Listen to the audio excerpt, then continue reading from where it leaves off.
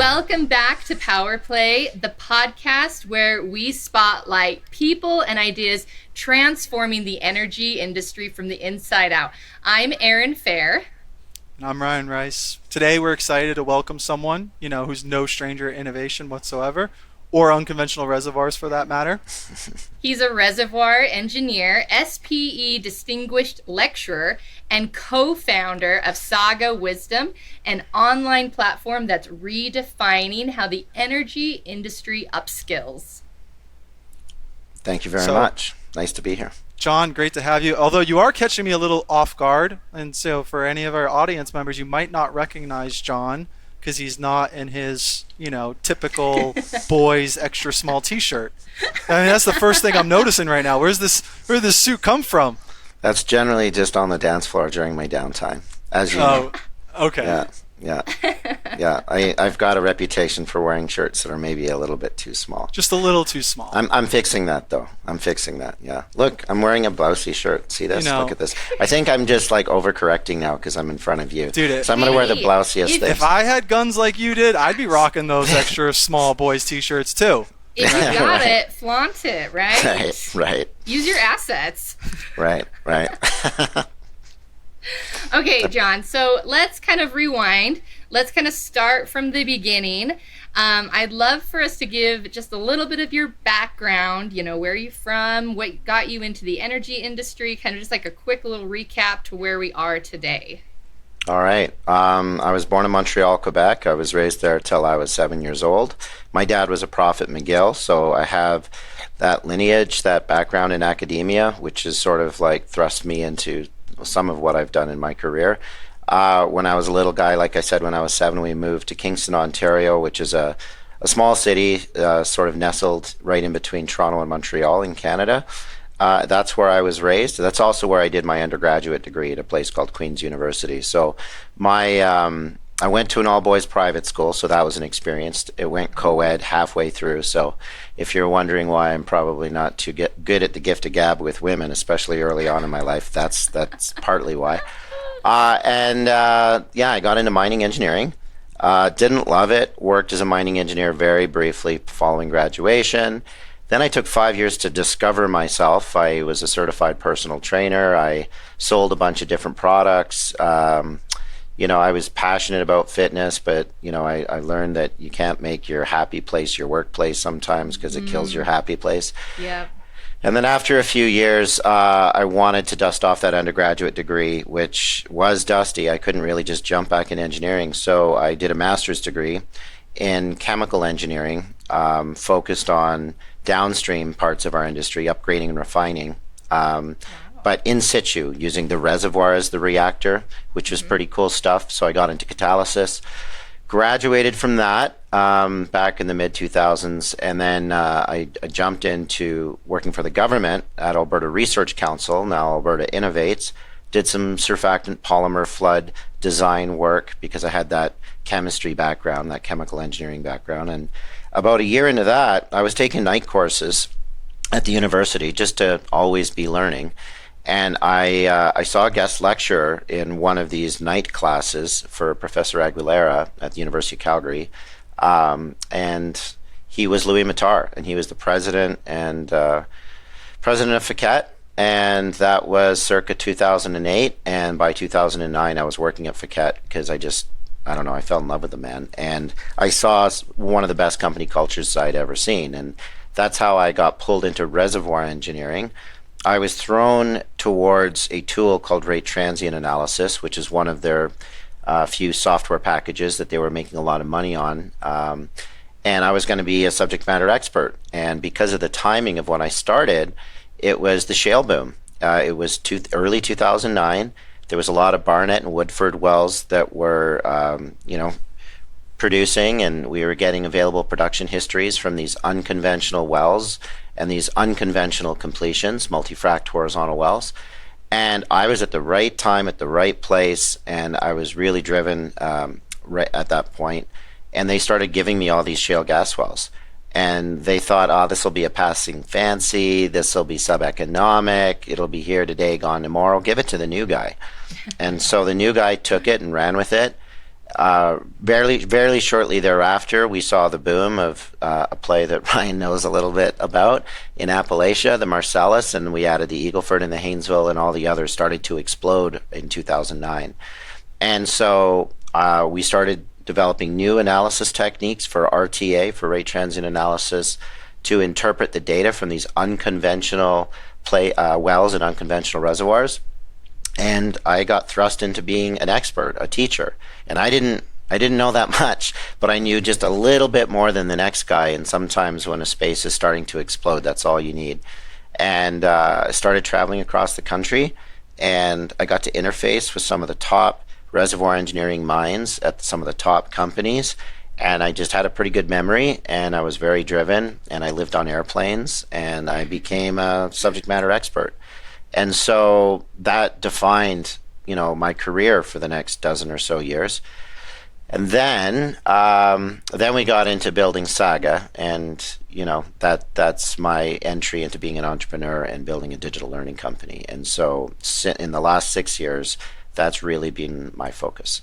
Can you tell us just a bit about that transition? So you're this subject matter expert flying around everywhere, and then you decide to stop that and to build your own company.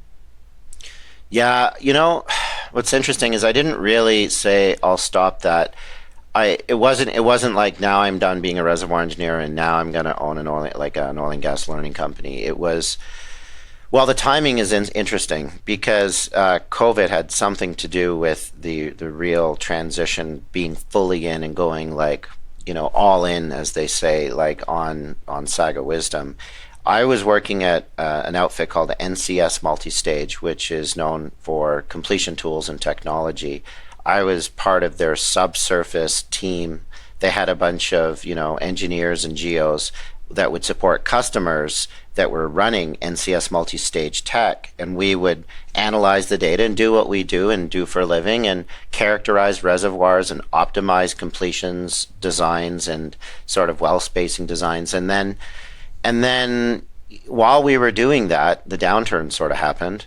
And you remember how that was. And a lot of departments that had things that were non-essentials, they had to cut them. Mm-hmm. We were a non-essential.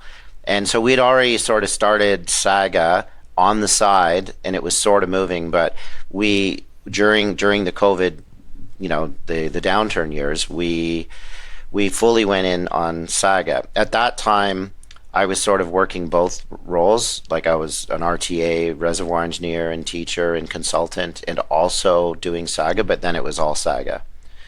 And I mean, and a lot of things happened during that, including separation and divorce. So they're like all the cliche things that you'd expect in the life of an entrepreneur. You got them all. I got them all. I checked all the boxes. Yeah. You are the archetype. Yeah. John, I'm just curious, what was that spark or that motivation that made you go from, much more nitty gritty technical RTA work to even having the idea to start Saga? Okay, well, yeah, the idea of Saga started in a bar, and it started with my buddy Darcy Fairbrother and David Anderson, who co-founder, who is a distinguished lecturer in RTA and was one of the VPs at Phuket, one of the owners. So he did quite well when Phuket ultimately sold, because he's living in the Grand Cayman now. But he approached me and said, Johnny, I wanna build my memoir, like the world's first book of rate transient analysis for shales and unconventional reservoirs, because nothing like this exists. And I mean, since that time, I think Chris Clarkson has built something like that. But I said at Moxie's, I remember in the bar, I said, Dave, what are you doing? Let's be more contemporary. That's what your dad would do. Let's do something more digital. And we looked at companies like Masterclass and said, well, why don't we do something like that, but do it for oil field? And so this conversation started, as early as 2017. By 2018, we were meeting in a very formal way on the regular to build the tech and to create the vision and incorporate and do all the legal and get ourselves prepared to start selling in 2019. And so it was Darcy, Dave, and I to start. We brought in a couple people. One of them ended up being a pretty critical team member in our CEO, which is Dylan Lougheed. And both Dylan, Dave, and I are all reservoir engineers with RTA, PTA backgrounds. So But Dylan jumped in for the same reasons we all jumped in, because we looked at each other and said, yeah, these are the people I want to build a company with. And to get back to what was the why was that, yeah, we were teachers. We understood some of the drawbacks of live training, which couldn't have been more, highlighted during COVID, right? And so that ended up being a serendipitous period for our company, because we were part of the digital transformation at a time when that was really being emphasized everywhere. And so the issue with traditional training was that you're trying to teach a group, and maybe, Ryan, you have some experience with this when you were working with your brothers. You've got a room of people, they've all got different backgrounds and experience levels, and you're trying to sort of bring them up to a common playing field and walk them slowly through an idea that you might have, whether it's, in your case, it would be field development optimization and mitigating parent-child well interactions and optimizing asset development. Mm-hmm. And I had to do that for a living with RTA teaching, and there'd be people left behind, and then there were some people that were getting bored and they're on the internet. And it's a real challenge in a live setting. And so, we started to think of all the pain points of teaching, and there's several, and I won't go through them all, but a digital product, like in the way that we conceived it, could address a lot of them.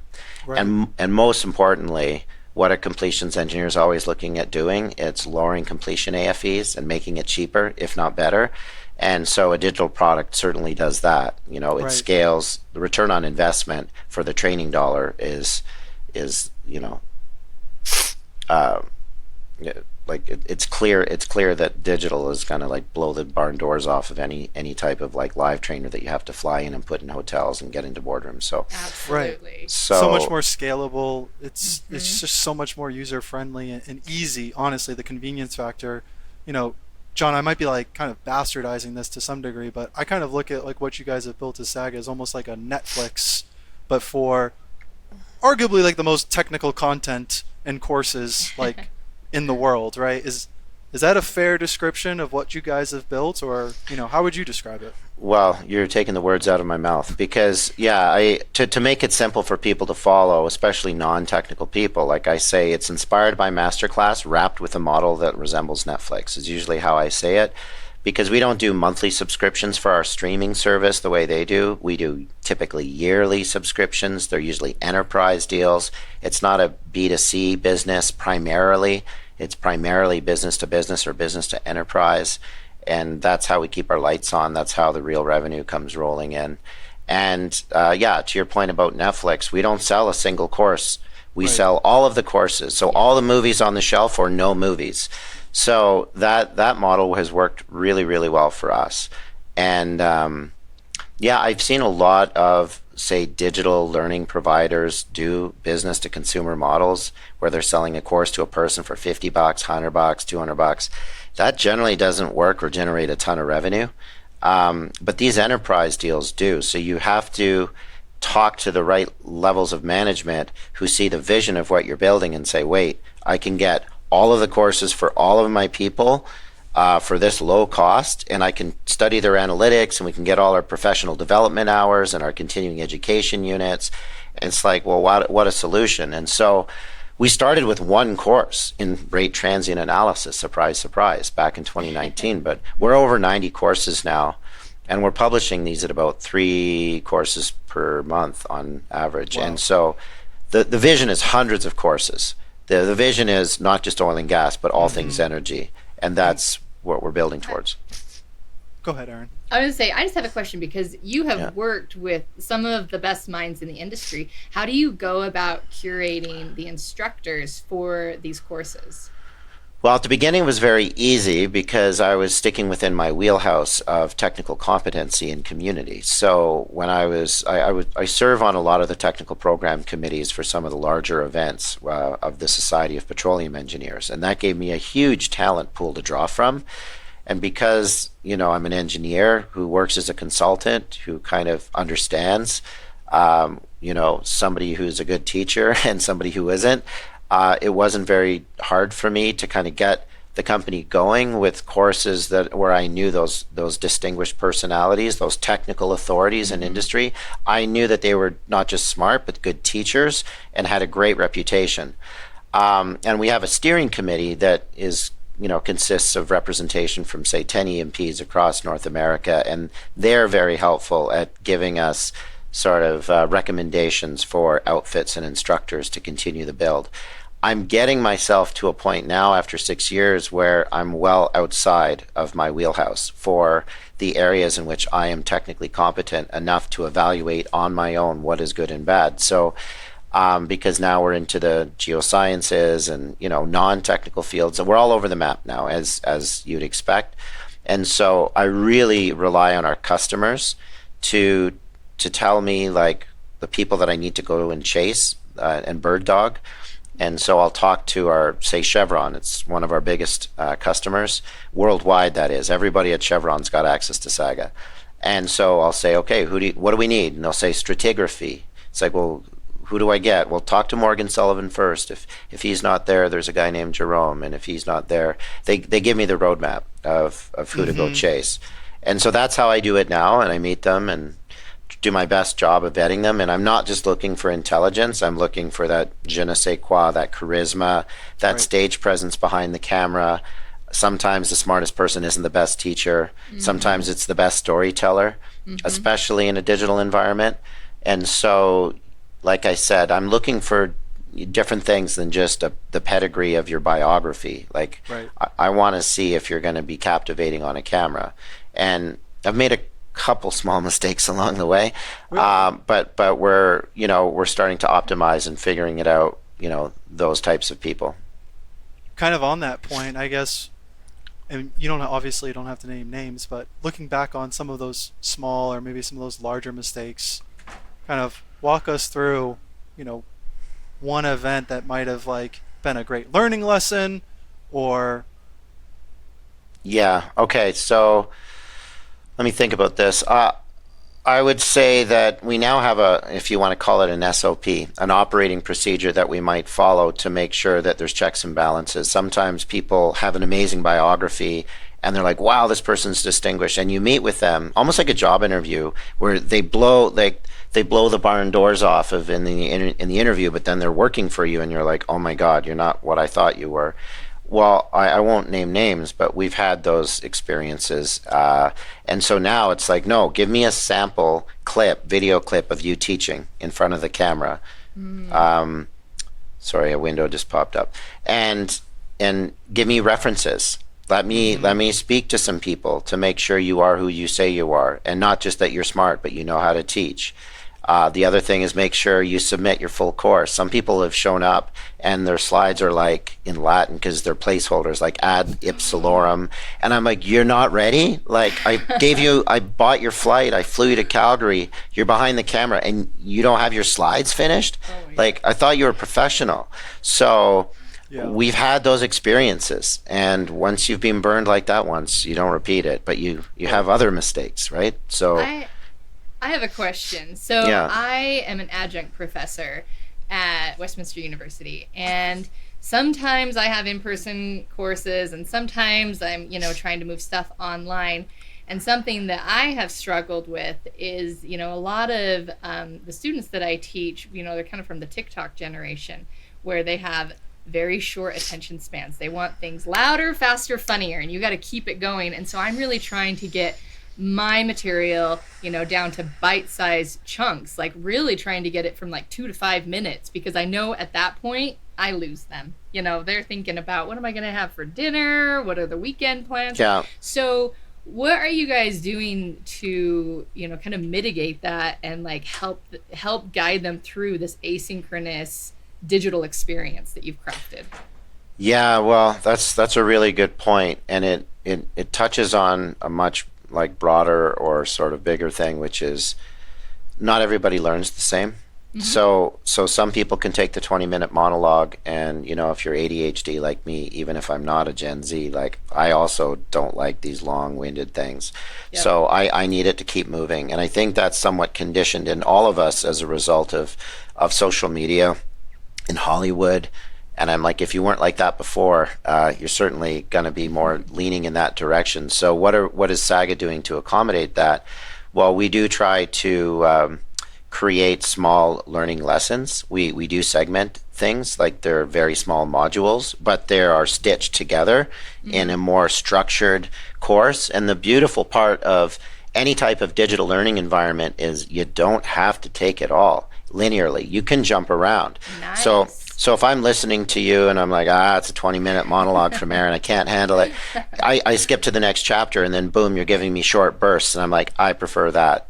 And so people learn what they want when they want to learn it. And, and the point about finding the right type of an instructor, you got to keep them engaged. So we can keep them engaged by finding the right people who speak at the cadence and frequency and energy level that keeps them glued in, that are great storytellers, but also within the technology, and which is, I think, where you're going, you need to sort of make sure things are properly segmented. And our post-production editing team ensures that we do that. As far as leveraging the latest advancements of AI for content generation, that really lends itself to the TikTok, Instagram stuff. It doesn't quite replace our workflow for the development of the courses and the way that we do them. I think AI advances will start to work their way more into our process. And we do AI, we'll use Trent, which is speech to text. And it sort of gets all the vernacular of oil field. It learns through time, so it does a better job of the transcription. But as far as a fully integrated AI workflow that goes from the raw video, and it gets rid of the ahs and ums and does jump cuts, and then it goes to transcription, that isn't in our workflow today. But it probably will be in some shape or form as AI continues to advance. We're going to start to automate a lot of this, and we're looking at it constantly because we want to be one of the first adopters of that within EdTech when it fully comes out. And like I said, there's parts that we could probably be already implementing and doing, but a lot of it's janky. I don't know if you've seen it, but I don't like the avatars yet. I don't find them fully natural. No. I wouldn't replace you with just a few shots in a green screen and now your lips are moving, but it's not you. It's not natural yet. Even the best avatars aren't natural. Yeah. So, and I find when I watch those, I'm so distracted by the weird avatar that I'm not even listening to the content. Yeah. No, I'm with you. I'm kind of, and I don't know, I kind of find it insulting. You know what I mean? There's so much crap out there. Fake news, fake everything. So when it's used in a humorous way, I like it, but not in a serious way. Right.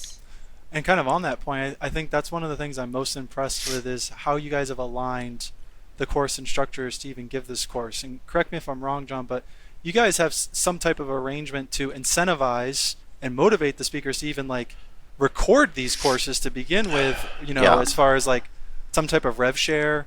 That's as correct. A function of the. Okay, could you walk us through that? Yeah, I won't give the specific numbers because I don't want our competitors to know the exact recipe here and make it easy. Make it easy for them. Open the car door and say, "Here are the keys." You know what I mean? So, but yeah, we scrape money off the top, and that goes into we hold in trust and we distribute to our instructors quarterly. It is a revenue share.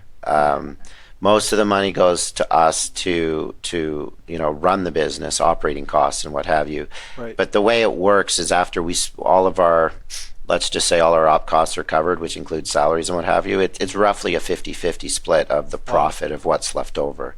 And so that's how we came up with the numbers. And so yeah, they're incentivized to do it for their royalty check, but that's honestly it's a great NRI. 50% NRI? Yeah. I mean, weren't we trying to get Ryan to do a course? Maybe you didn't know that. No, he knows. Yeah, he knows. The money. I'm not worthy. It's right. Yeah. It's not. You know what? It's not the royalty check alone that really gets them going. Most of them are trying to sell stuff to people. Not all of them. Some just love to teach, and they could care less even about the royalty check. But what makes a really good fit for a Saga instructor is somebody who sees multifaceted value in recording courses for us. So they want to be the trusted advisor within the people that are subscribing. We have over 10,000 users across 65, 70 different organizations, Wow. mostly North America. All the big logos like Chevron, Exxon, ConocoPhillips, Devon, Diamondback, you name it, down the list. EQT, by the way. So we're doing really, really well. And so what do they want to do? They want to be in front of all these engineers and geologists and geoscientists, because if they're a trusted advisor, it's like now they have that status, and they can sell you their SaaS product, their consortium, their JIP, their consultancy, whatever. And so while they're getting a paycheck from us, so we're actually paying them to do their marketing and business development value, or like business development, I should say. So that is, it's like obviously they'll be like, yes, let's do it. The people, not everybody agrees to it, and the biggest issue is time. And sometimes there's an employment agreement, and that restricts them from recording, especially if they're working for an operator. And the odd person is like, no, I think I need more than this cut, and they don't get it, so they're going to try to do it on their own and feel free. I have a question. Yeah. I know that people are like, don't choose your favorite child, but we all have that child. Aaron, who's yours? Yeah. You're gonna put it on John. Yeah, let's ask him about his children. flip the script. Yeah. It depends on the day which one's my favorite. But I'm curious, do you have like a favorite course that you just like really like, that you're like, this one is awesome? Yeah, I've got a man crush on Chris Clarkson. I think, and I have ever since I met him. I think he's Mozart. Like every word he says is perfectly articulated. There's no ahs and ums. His delivery is second to none. Of course, my business partner and best friend, or one of my best friends, Dave Anderson, he's also like Mozart. He's different than Chris, but that guy can deliver. And then there's people that kind of surprised me that I wasn't expecting, that I think their courses are so great, like non-technical courses, like Joanna Shea, who works for the Negotiations Collective, or she's a founder, and she teaches the art of negotiating. And she's got a few different people on staff that are delivering modules or chapters or sections of a greater course, and how to negotiate. Who doesn't need to have those skills, especially if you're in procurement and you're working for operators? True. So we have some really good courses, and the question is like, how would you even know if we're not telling you the best courses? So we have reviews, like Google reviews, but we're not making them public yet. We probably will, but out of 5 stars, if you're getting like a 3-star or less, we're gonna boot you. Yeah. And so that's why we're doing it now. We're trying to see where everybody's evaluation is of all of our instructors. Yep. Cool if we could just go off-roading for a quick second. Always. As someone that I very highly respect, especially on the RTA front, is there anything that maybe is like keeping you up at night on a technical basis, like reservoir-wise, in the industry? Yeah, okay, so that's a good question. Give me a second here. From a technical perspective, I spent my whole career trying to understand why gas wells have apparent skin damage terms associated with their well performance signatures, and oil wells generally don't. Those intercepts, those positive intercepts on square root of time plots, they're really common in the Marcellus. You've seen them all the time. And people are like, I want to make them go away, because they're essentially choking back production in early time. Like, if we could get rid of them, we'd have higher IP rates, and we'd have, maybe better economics at least. So why do I see all those things as an RTA guy? Like, I have a couple theories, but I've never really gotten to the bottom of it, and I don't know if I ever will. And oil wells typically don't have those apparent finite fracture conductivity or damage terms, and I think it has to do a function of velocity and probably flow rate, and just gas molecules at super wicked high velocities giving you those intercepts. But these are some sort of technical things that I've never quite fully resolved, and I don't know if I will. So there's one example, because you're a reservoir engineer, at least Yeah. armchair quarterbacking it these days. But Yeah. That was So- all Chinese to me. So, you knew what I was saying, but it sounds right, good. Ryan? Sounds great. Yeah. Yeah. So that's one. Maybe not for the audience, but I don't know. Gotcha. And then just kind of like in the context of what you guys have built, right? Like a Netflix for super technical content that, for people like Erin and other non-technicals might sound like Chinese. Where do you get the most excited, for the future for Saga? Like whether it's on AI or whatever. Like I'm not in the teaching community, so I don't know, Yeah. but where do you get excited about some of the innovation? Well, okay, I'm excited with two different things as an entrepreneur. On the innovation side and the AI side, yeah, okay, well, let's get into XR. And so augmented or virtual reality, that is something my co-founder, Darcy Fairbrother, has been banging the drum about for quite some time. We've got some friends, some new friends in Tulsa at Exalter, Kevin Anderson and his team, that are starting to do some really cool large projects for outfits like Williams, where they're essentially building virtual layouts of facilities, and so that they can simulate fires and hazardous things and all. And you could imagine what you could do for operators like lease operators, maintenance operators, and you could simulate all these things. So you could pantomime, essentially go through and pantomime through the motions, so that you could get all that upskilling before you go into the field, and you have to do it for real life. It's almost like a flight simulator, like for pilots, which was sort of the beginnings, like the very, like you're in the cockpit and you're flying the plane, and then you're actually flying the plane. So I think that could make its way to oil field. I think we have the technology now, and it's cheap, and you put on your Oculus or your MetaQuests, you call them now, and you could like walk through a lease, right? I think these projects are going to be happening. In fact, I know they're going to be. We've been talking to some larger operators where we're trying to work with Exalter to start to get into that space. These are 7-figure projects, at least, because it takes a lot of development to build these simulations. But I think like safely being able, like it's all about safety, right? Especially when you're in completion. So with all your safety meetings and safety minutes, like, well, imagine doing a lot of your work virtually. And so you could go through it over and over and over. It doesn't fully replace live in person and being signed off on as being compliant, but I think there's going to be a lot of that going on into the future. Is Saga going to have a piece? I hope so. For Saga, it's also interactive learning, not just sitting there listening to PowerPoint slides. It's like, give me the data, let me play around with lines, let me see the science applied, literally applied science engineering. Like I'm going to fiddle with this and I'm going to see the calculated result go like that. Khan Academy would be an example of a company in digital learning that does that.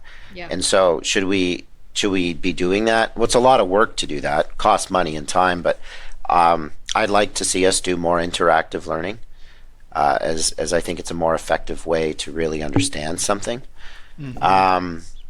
And the other part is non-technical, and that is just I'd like to see Saga's EdTech get into a new industry. Not Saga Wisdom in energy, but how about wisdom in finance, wisdom in something else, where we give them the keys. We say, here's the tech. We had to build it from a seed, but we're just giving it to you.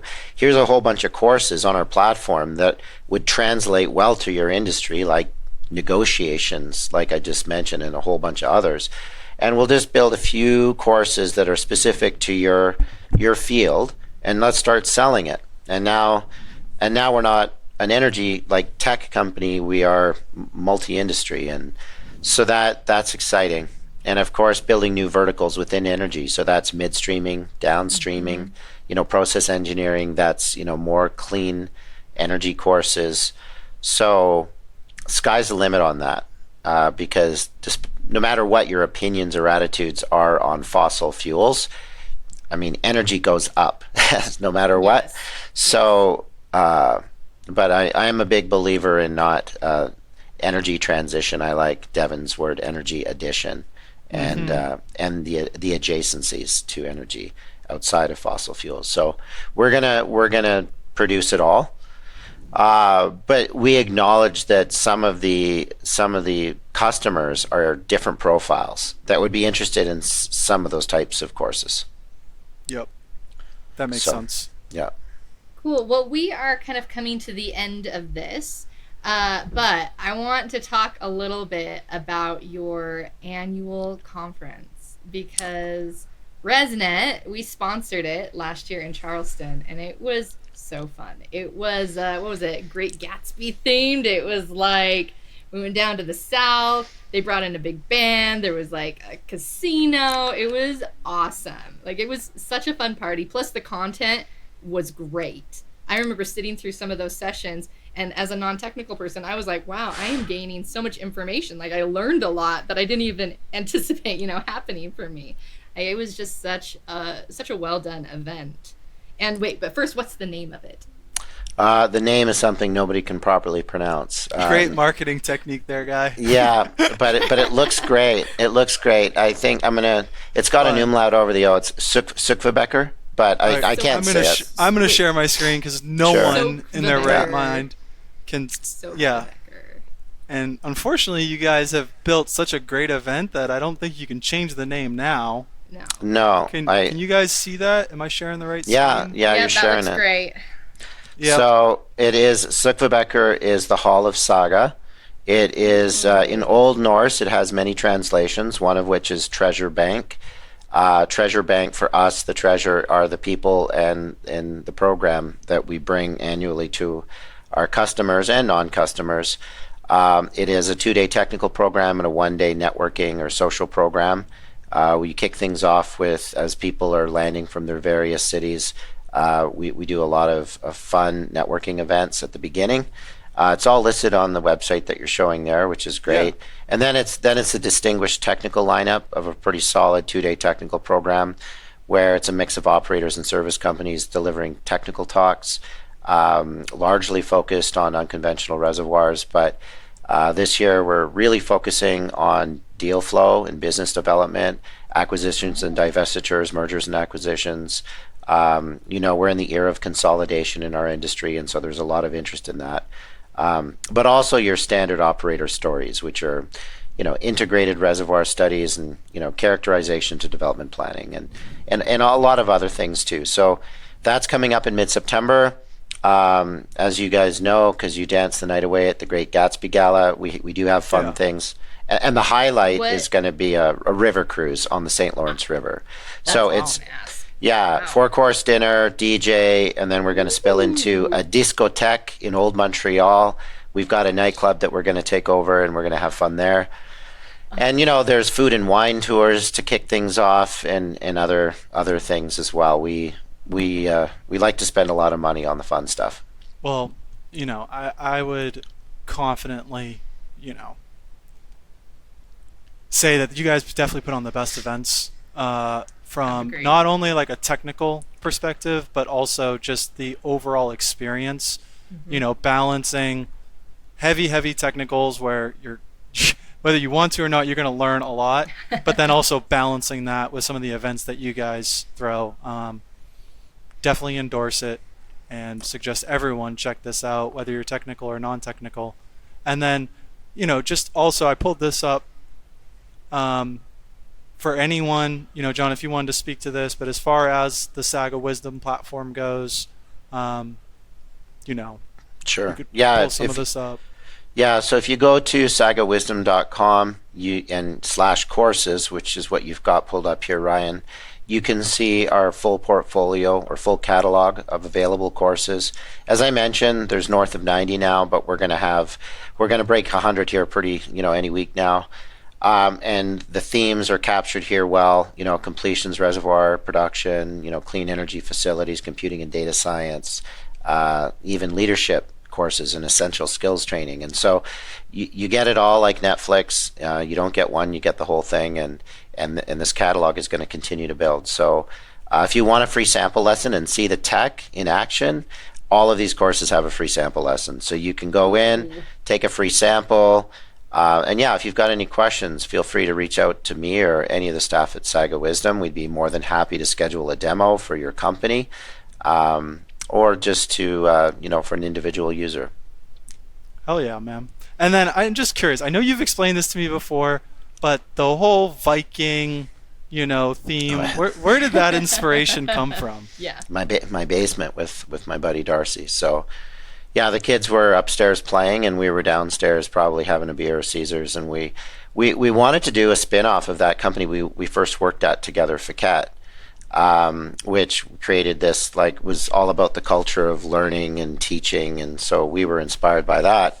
And we said, we'll be Fiquette 2.0. How do we do that? And Fiquette is Hungarian for black. So we're like, what's another language for black? Or what's another color in Hungarian? And so we're going down the rabbit holes. And then we were just looking around for inspiration, and we stumbled on Viking runes somehow. And one rune, Darcy was like, look at that. And it said it said energy. It was like a symbol for energy. And then we saw one for wisdom. And so we put those Viking runes together, and it was like wisdom, energy, wisdom in energy. And our name before that was so stupid. It was just like engineers would brand a company. It was called Practical Petroleum Educators. That was our original name. Wow. Wow. That's a vibe. That's what an engineer would do. And then we were like, no, we're going to go all Viking, and we're going to lean into it. And so, yeah, quickly. I love that. I still have a slide deck that says Practical Petroleum Educators. Dude, I gotta see that. I'm not going to show it. Vaults. But the Viking thing worked out, and I don't know if you saw the Frody the Wise, our ridiculously expensive mascot at Urtech, but we're having fun with this stuff now. I love it, man. I love it. It has such personality. It's very memorable, which I think is excellent as well. Probably by design. Yeah, by design. I may have been drinking when I asked to buy that mascot, but that was a lot of fun. I feel like sometimes some of the best ideas come from when you're drinking with your friends. Yeah. Oh, absolutely. Absolutely. I mean, we've had some good times out. We have. We absolutely have. Some late nights. Late nights with old Johnny boy. Yeah. Yeah. Bauhaus. Yeah. All right, man. Well, hey, we really appreciate the time. This has been an amazing conversation. Thank you so much for sharing your story, your insights. Really looking forward to kind of seeing you, whether it's at that AI thing that you're hosting in July, or Soakfootbecker in September. Really excited to see you and probably get a drink with you. Yeah, always looking forward to catching up face to face in person. All right. Thank you so much. Thanks for having me. That's it for today's episode of Power Play. Don't forget to follow, subscribe, and share this with anybody who is hungry to learn more about the future of energy. And make sure you guys go check out Saga Wisdom for sure. Thanks a lot.